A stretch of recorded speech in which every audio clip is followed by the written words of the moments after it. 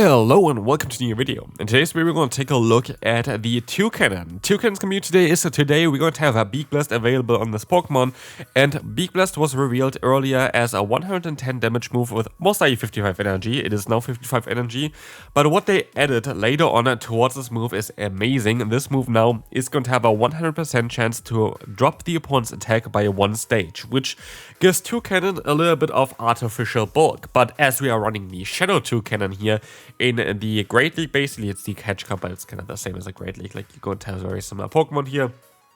We're going to have the opportunity to just do a lot of damage with Pokemon generally, and I was able to hit a few Beak Blasts today, and honestly, the damage of this move is absolutely ridiculous. Like, it is ridiculous in how much damage it does.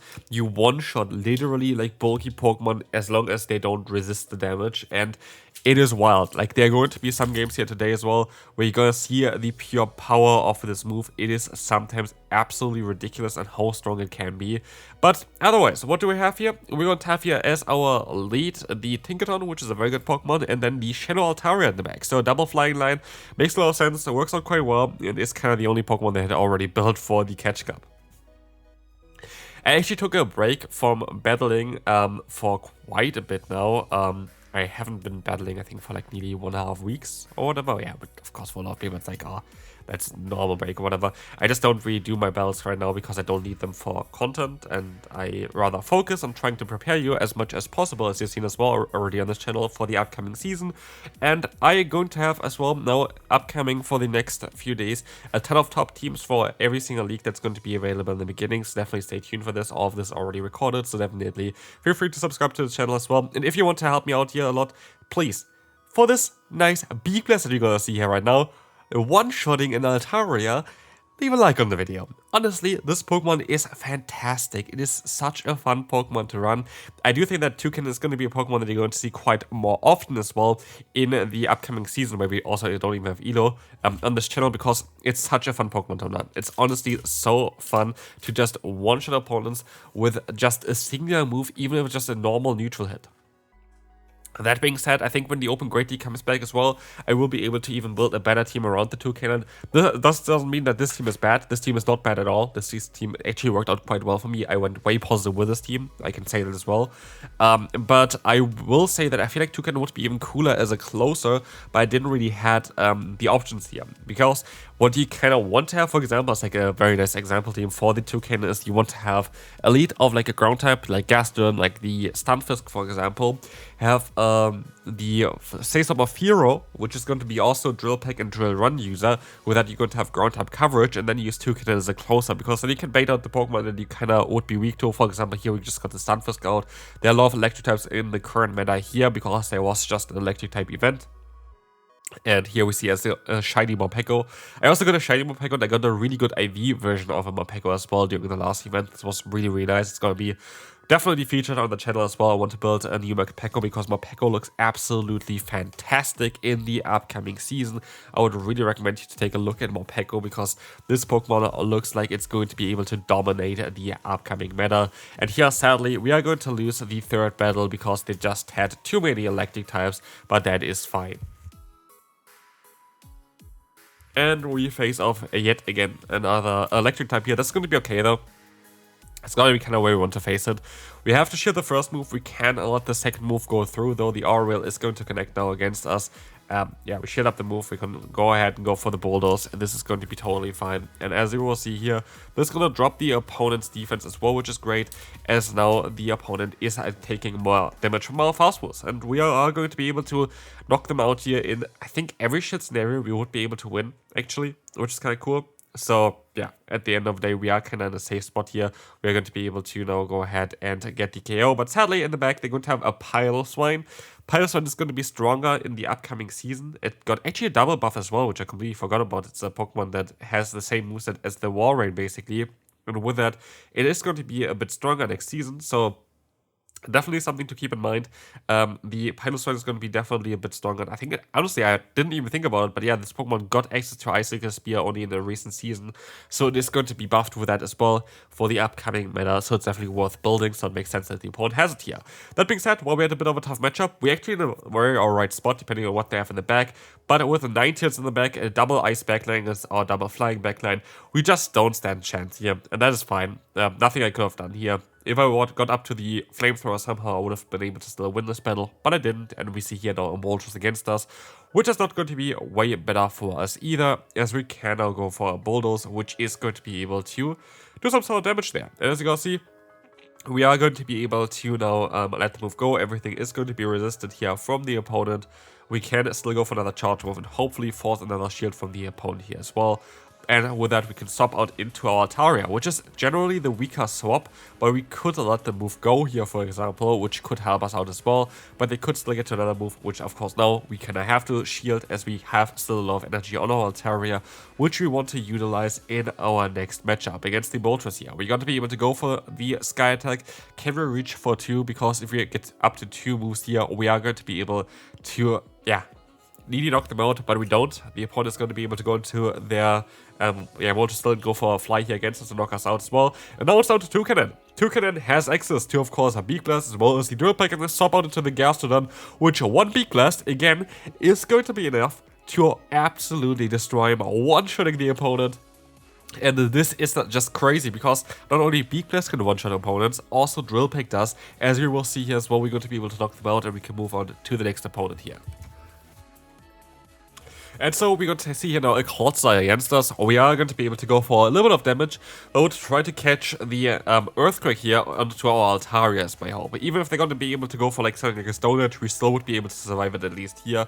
While we are not going to be able to do that with our other Pokemon. And so, as we will see, we are going to let the move go. It is going to be the Stone Edge, and we're going to try our best now to win this battle with our Toucannon. Toucannon could go for a Drill Peck, but they swap out here into another Pokemon, into the Feraligatr, which is still going to take a lot of damage here, and this is going to allow us to get them super low.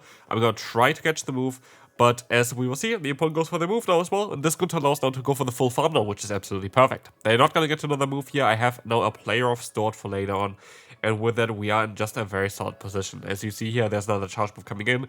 This Bulldoze is going to drop the opponent's defense, but they sadly have the Corviknight again. For Corviknight, this team is not really ideal as well. If we, for example, had something like the Northern Stunfisk in the lead, this would make way more sense here for the Toucannon or to counter some of the weaknesses, like this one here. But as we will see, there is going to be now the charge move coming through. This is going to allow you to do, allow us here to get the shield from the opponent, and we try our best. But honestly, even peck damage is ending up. But I have to call the bait here, but they didn't go for the bait, and with that, I have no chance of winning this battle. Basically, they had at this point so much energy that if I didn't call the bait, I had zero chance basically, and I did not really want to risk anything. So this is totally fine. We're going to have, the Feraligatr against us. They go for the Hydro Cannon, and I was kind of thinking that this was one turn too fast in order to be Ice Beam. So I let the move go. It's just a crunch. They're not running Ice Beam on their Feraligatr in this meta, apparently. And we can go ahead and go for another charge move here, as this is going to allow us to get a DKO against the opponent. We have here another charge move coming in. This is going to be the Sky Attack that does a ton of damage against Credilli. And while they get a ton of energy, we have a very solid answer here in our lead with the Tinkaton. Tinkaton can take any hit from Credilli. Everything is going to be resisted, every single hit they have. And so I'm not really too worried about it yet. I can go for the player off to try to force even the KO, but let's see on how this is going to go. As we will see here, there is going to be a shield coming up from the opponent. They try to keep the Pokemon alive here. And this is kind of interesting. This is going to be interesting as they all go swap out into the Wigglytuff. Now I have to hope that my other Pokemon, my Toucannon, is going to be fine here, as we barely did any damage with our Tinkaton after all those debuffs onto our attack.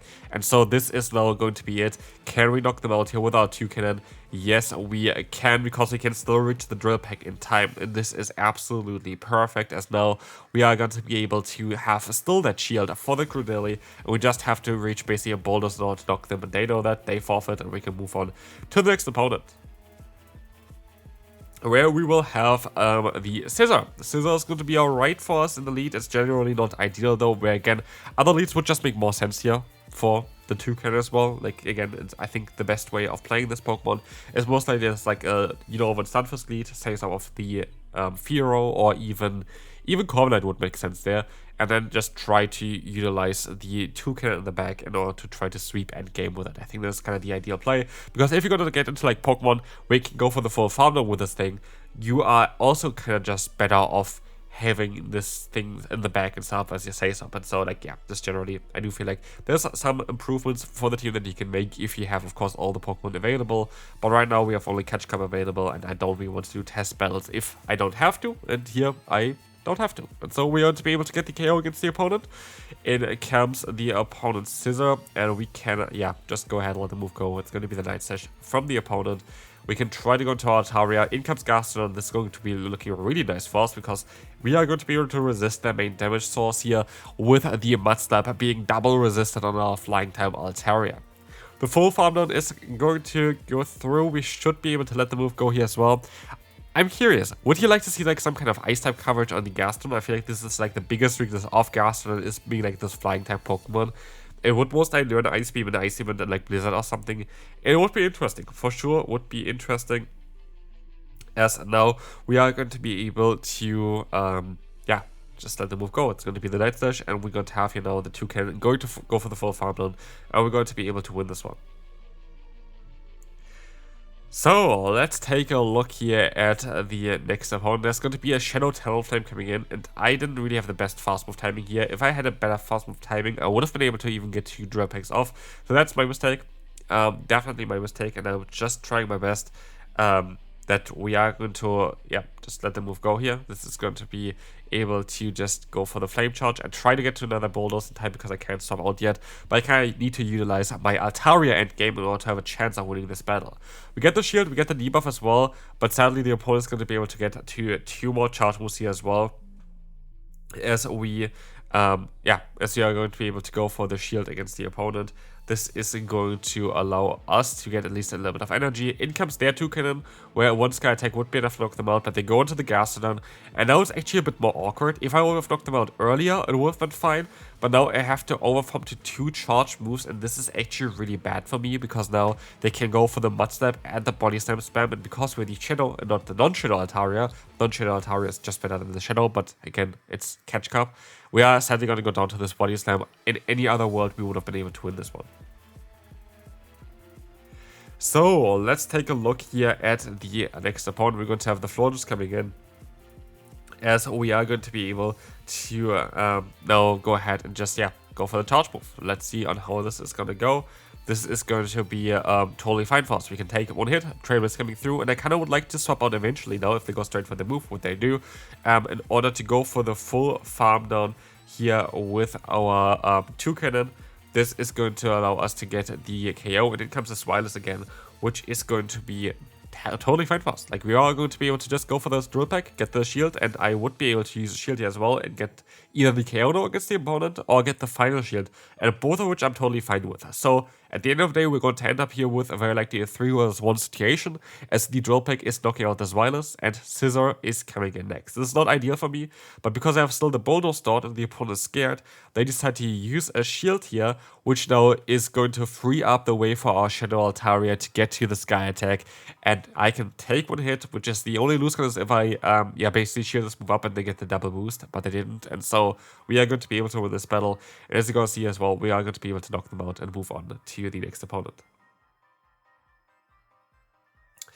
So, as you can see here, there's going to be Ferrothorn, in comes the Charger Bug, and we try our best to go for the Drill Pack here. It was not really ideal.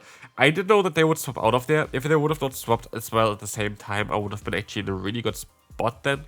Because like Charger Bug, I would have had both this Pokemon and the other one still, like the Altaria, in order to deal with it.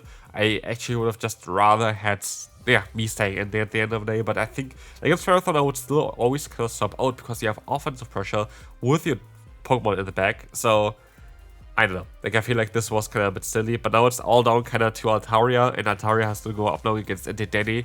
And this is going to be just a bit tough. Dedenne, this is the final week of Dedenne, by the way.